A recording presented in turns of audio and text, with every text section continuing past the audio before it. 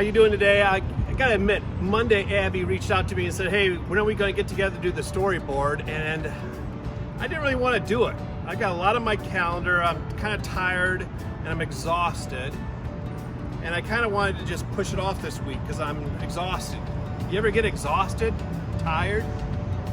And then I was looking at 1 Kings chapter 19. It's interesting, Elijah's running away. An angel comes to him as he's laying underneath this broom tree in the wilderness. And the angel kind of taps him and says, get up and eat. I got something for you to eat. I'm here to refresh you and strengthen you. You know, we get exhausted in all different ways. Where are you sitting down and not getting up and letting God refresh you? Where are you exhausted? You know, we get exhausted in all different ways. Sometimes we're exhausted emotionally. Sometimes we're exhausted physically. Sometimes we're exhausted. Relationships with other people just are exhausting.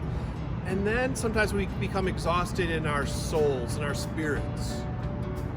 Where are you exhausted right now? And where does the angel of the Lord want to come to you and touch you and say, get up and eat, be refreshed?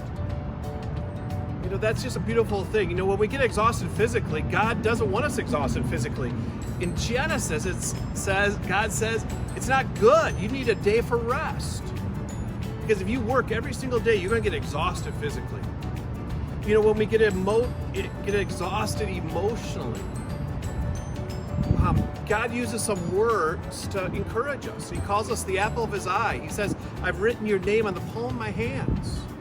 Man, those are very emotional descriptions that God has for us. Why? Because he doesn't want us emotionally exhausted. He says, this is who you are to me. When we're exhausted in our relationships with others, you know, God doesn't want that. In Genesis, it says it's not good for Adam to be alone. And then he talks about in the New Testament that we're a part of the body of Christ. The body. We're connected. We're not alone relationally. And then spiritually, when we feel exhausted spiritually, what does God do? What does he do?